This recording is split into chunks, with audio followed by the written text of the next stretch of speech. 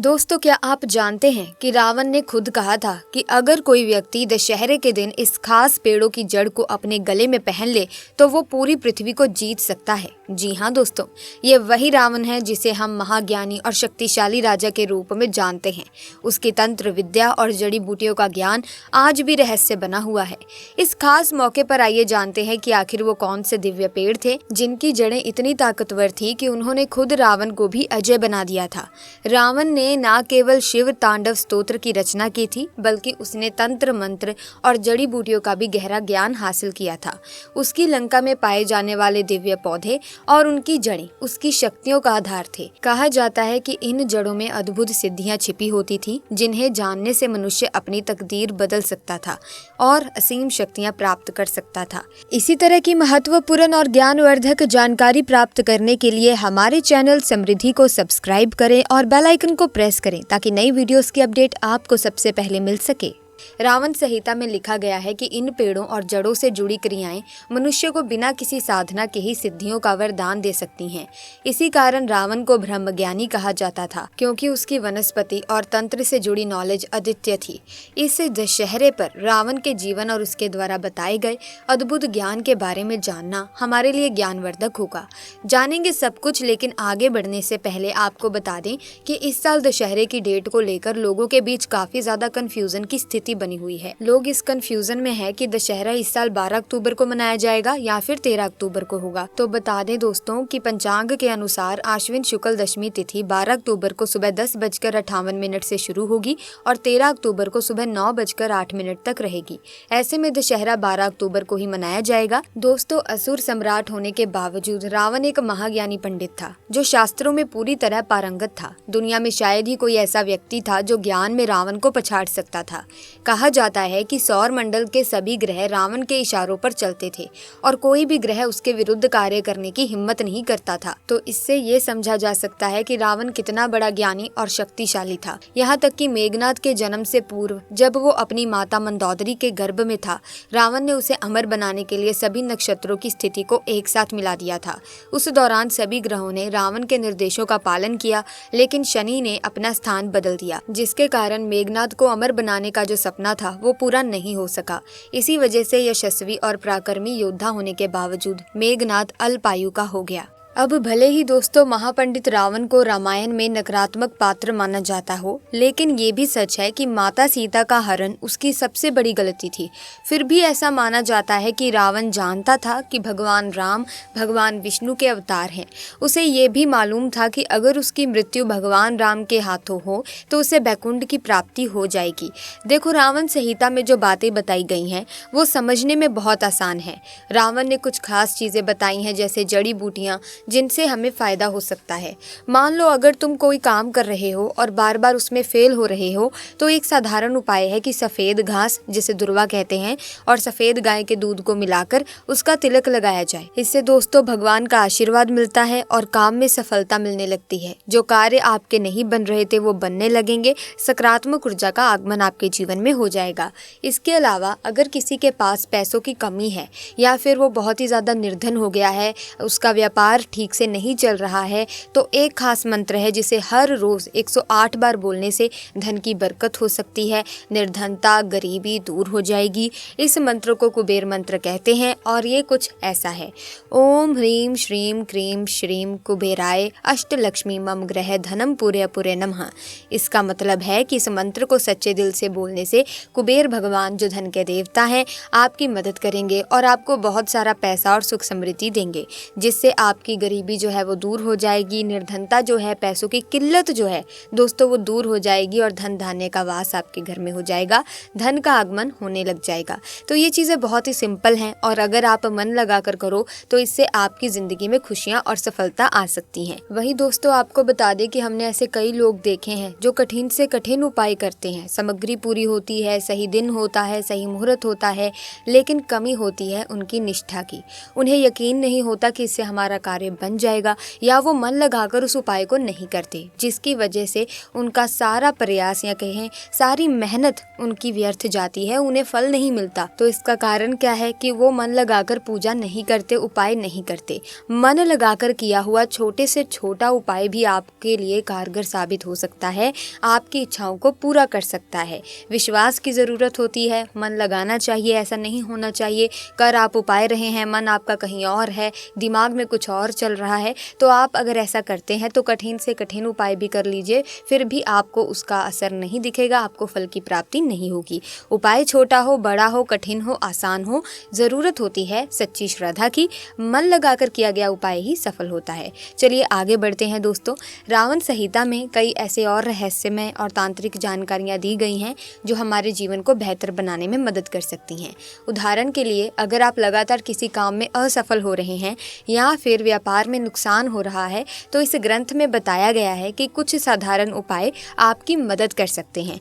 मान लो दिवाली या दशहरे के समय अगर कोई व्यक्ति नियमित रूप से कुबेर मंत्र का जाप कर लेता है और उसके साथ सफेद दुर्वा घास का तिलक लगाता है, तो उसके जीवन में धन और समृद्धि आ सकती है। मंत्र जाप करते समय आपको एक कौड़ी अपने पास रखनी है और 3 महीने के बाद उसे अपने पैसे वाले स्थान पर रख देना है। इससे कहा गया है कि व्यक्ति के जीवन में कभी भी धन की कमी नहीं होती। तो इस तरह से आपको उपाय करना है मन लगाकर, तो आपके जो धन की कमी है वो दूर हो जाएगी। रावण संहिता में जड़ी बूटियों के बारे में भी बहुत कुछ बताया गया है, जैसे कि काला धतूरा और काला अरंड। काला धतूरा शनिदेव और भैरव बाबा से जुड़ा हुआ है और इसे धारण करने से व्यक्ति के जीवन में धन, मान सम्मान और प्रतिष्ठा प्राप्त होती है। विशेष रूप से राजनीतिक क्षेत्र से जुड़े लोग इसका इस्तेमाल कर सकते हैं ताकि लोग उनकी बात माने और उनके इशारों पर काम करें। काला अरंड की जड़, जो माता पार्वती से जुड़ी हुई है, धारण करने से व्यक्ति के सम्मोहन की शक्तियों में वृद्धि होती है और उसे महाशक्ति की कृपा प्राप्त होती है। यह साधारण सा उपाय है जो रावण संहिता में बताए गए हैं और अगर सही तरीके से किए जाएं तो इनके पॉजिटिव रिजल्ट देखने को मिल सकते हैं। रावण संहिता में बताया गया है कि अगर कोई व्यक्ति विशेष प्रकार की जड़ी बूटियों को धारण करता है तो उसे शक्तिशाली आध्यात्मिक और तांत्रिक लाभ मिल सकते हैं।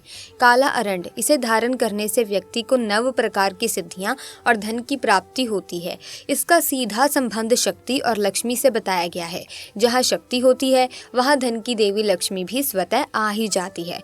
तो काले अरंड को आप जरूर धारण करें। काली हल्दी, इसे साक्षात माता काली का स्वरूप माना गया है। इसे धारण करने से बुरी शक्तियां दूर रहती हैं और जीवन में सफलता मिलती है। तांत्रिक विधियों में इसे बहुत महत्वपूर्ण माना जाता है। काली हल्दी का सही उपयोग करने से किस्मत के ताले खुलते हैं और आपकी जो भी इच्छा है वो पूरी हो जाती है। काले कपास की अगर बात करें तो इसे धारण करने से देवी लक्ष्मी, सरस्वती और माता पार्वती की कृपा होती है। तांत्रिक ग्रंथों में कहा गया है कि इसके नीचे से आसमान में देवी देवताओं के विमान तक देखे जा सकते हैं। तो दोस्तों, आपको कई प्रकार की सिद्धि प्राप्त हो सकती है, तो आप काले कपास को भी धारण कर सकते हैं। इन जड़ों को धारण करने के लिए शुभ मुहूर्त और विशेष तांत्रिक प्रक्रियाओं का पालन करना जरूरी है और इनका सही ढंग से उपयोग करने से जीवन में समृद्धि और शक्ति का वास हो सकता है। रावण संहिता में जड़ी बूटियों को धारण करने की प्रक्रिया को बेहद शुभ और विशेष तंत्र विधियों के साथ करने की बात कही गई है। जब कोई विशेष त्योहार जैसे कि दीपावली, होली, दशहरा या फिर शुभ रवि पुष्य नक्षत्र, गुरु पुष्य नक्षत्र या सिद्धार्थ सिद्ध योग आता है, तब इन जड़ों को धारण करना बहुत ही लाभकारी माना जाता है। अब दशहरा आ रहा है तो आप इन जड़ों का इस्तेमाल कर सकते हैं। आप इन जड़ों को धारण करके अपने भाग्य को चमका सकते हैं, तरक्की की राह पर जा सकते हैं। अब देखिए दोस्तों, धारण करने से पहले एक दिन पहले निमंत्रण देना आवश्यक होता है। निमंत्रण देने के लिए पीले चावल, 5 अगरबत्तियां और एक नारियल लेकर आप जिस पेड़ की जड़ लाना चाहते हैं उसके पास जाएं। वहां जाकर अगरबत्तियां जलानी होती हैं, नारियल भी चढ़ाना होता है और उस पेड़ से प्रार्थना करनी होती है। प्रार्थना में आप बताते हैं कि आप उस जड़ का उपयोग किस उद्देश्य के लिए करना चाहते हैं, जैसे कि धन की प्राप्ति, कर्ज मुक्ति, शत्रु से बचाव, या फिर जिंदगी में सफल होना चाहते हैं, सरकारी नौकरी पाना चाहते हैं या फिर प्राइवेट नौकरी पाना चाहते हैं। किसी भी तरह की आपकी जो इच्छा है या कोई सा भी आपका उद्देश्य है, आपको स्पष्ट रूप से वहां पर बताना है। फिर पेड़ से अनुरोध किया जाता है कि अगली सुबह सूर्योदय से पहले आप आकर जड़ को ले जाएंगे और पेड़ आपको उसकी अनुमति दे देगा। इस प्रक्रिया को पूरी श्रद्धा और विधि विधान से करने पर जड़ी बूटियों से अद्भुत लाभ मिलने की बात कही गई है। और अगर आप इस प्रक्रिया को पूरे ध्यान से मन लगाकर करेंगे तो आपको फल अवश्य मिलेगा। जड़ी बूटियों को धारण करने की प्रक्रिया में विशेष रूप से रावण संहिता के अनुसार एक निर्धारित विधि का पालन करना जरूरी होता है। निमंत्रण देने के अगले दिन स्नान करके प्रातः काल में उस जड़ को चुपके से लाना होता है। फिर उसे गंगा जल और दूध से स्नान कराकर जैसे देवी देवताओं की पूजा होती है ना, उसी प्रकार कुमकुम, रौली और अन्य पूजन सामग्री से पूजना आवश्यक होता है। बिल्कुल उसी तरह से जिस तरह से हम किसी देवी देवता की पूजा करते हैं, ठीक उसी प्रकार से आपको पूजा करनी है। इसके बाद उस जड़ को चांदी के तवीज में डालकर धारण करना होता है। चांदी का तावीज विशेष रूप से शीतल और नकारात्मक प्रभाव से बचाने वाला माना जाता है। इसे बुधवार या शनिवार को पहनना अच्छा माना गया है, क्योंकि बुधवार का संबंध तंत्र साधना से और शनिवार का शनिदेव की उग्र प्रकृति से जुड़ा हुआ है, जिससे तुरंत प्रभाव मिलने की संभावना रहती है। ये जड़ी बूटियां जीवन में बदलाव लाने और भाग्य चमकाने का साधन मानी जाती हैं और इनके सही धारण से व्यक्ति ऊंचाइयों पर पहुंच सकता है, तरक्की की राह में आगे बढ़ सकता है। इस विधि का पालन करने से सकारात्मक परिवर्तन देखने को मिलते हैं, जैसे कि धार्मिक ग्रंथों में उल्लेख किया गया है, क्योंकि आप ज्ञान बांट रहे हैं जिससे दूसरों का भला होता है। ये सबसे बड़ा पुण्य है। हमारी संस्कृति में भी ये कहा गया है कि ज्ञान का दान सबसे श्रेष्ठ दान होता है। इसी के साथ दोस्तों, दशहरा जिसे विजयदशमी भी कहा जाता है, ये केवल एक धार्मिक त्योहार नहीं है, बल्कि ये तंत्र और साधना का एक महत्वपूर्ण दिन भी है। इस दिन कुछ तांत्रिक उपाय भी किए जा सकते हैं, जिन्हें कई लोग अपने जीवन में सकारात्मक बदलाव लाने के लिए करते हैं। यहाँ कुछ तांत्रिक उपाय दिए गए हैं जो आप दशहरे के दिन कर सकते हैं। दशहरा जैसे त्योहारों पर दान करने का दोस्तों बहुत ही ज्यादा महत्व बताया गया है और दशहरे के दिन गुड़, चना या नारियल का दान करना खास तौर पर शुभ माना जाता है। जब हम किसी जरूरतमंद को दान देते हैं तो ये केवल एक भौतिक सहायता नहीं होती, बल्कि ये हमारे मन और आत्मा के लिए बहुत ही फायदेमंद होती है।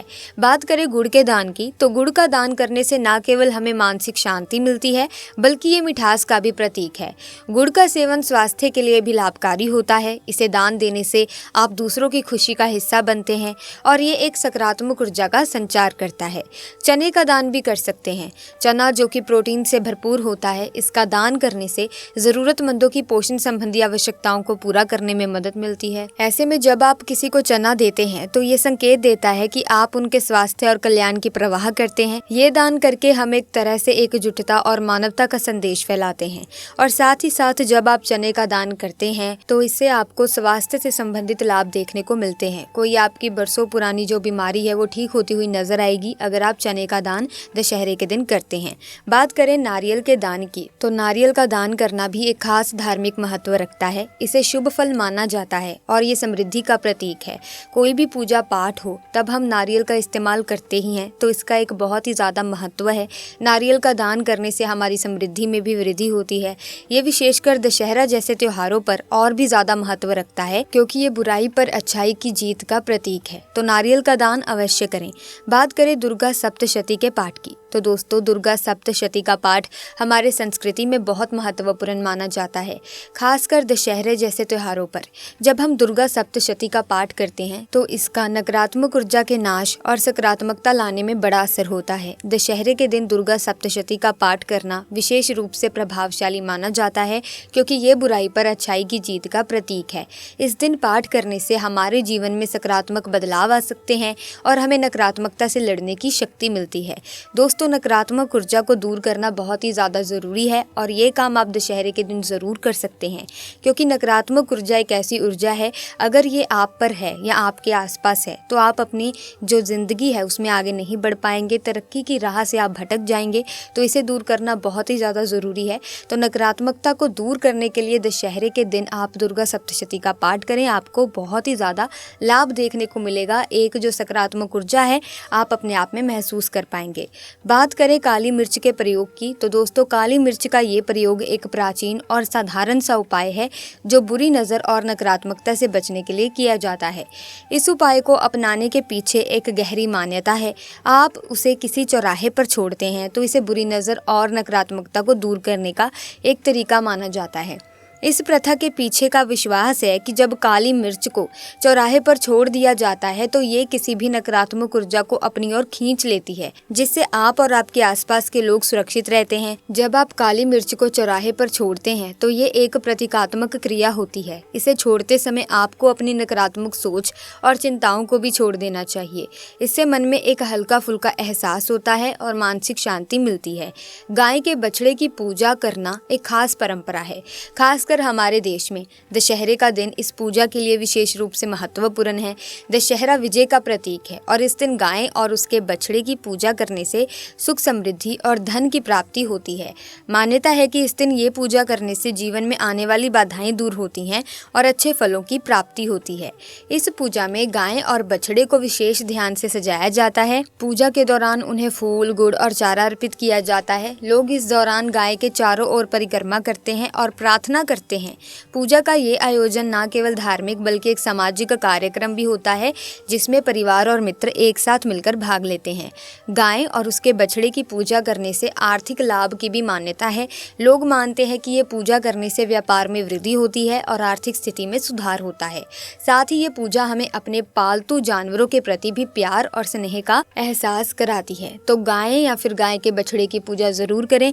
वैसे भी दोस्तों, अगर आप इतनी पूजा नहीं कर सकते तो आप दशहरे वाले दिन जहाँ पर गायों को रखा जाता है वहाँ पर जाकर उनकी विशेष रूप से थोड़ी पूजा कर सकते हैं, उन्हें चारा खिला सकते हैं, कुछ पैसों का दान कर सकते हैं।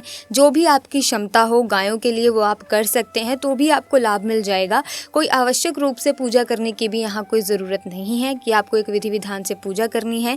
सच्चे मन से, साफ दिल से अगर आप कहीं पर भी जाकर या फिर जहाँ पर गायों को रखा जाता है वहाँ पर जाकर उन्हें पट्ठे या फिर चारा भी खिला देते हैं तो भी आपके लिए बहुत ही लाभदायक रहने वाला है। तो ये काम ज़रूर करें, इससे आपको पुण्य की प्राप्ति होगी। बात करें रावण के पुतले की, तो दोस्तों रावण का पुतला जलाना हमारे देश भर में दशहरे का सबसे महत्वपूर्ण हिस्सा है।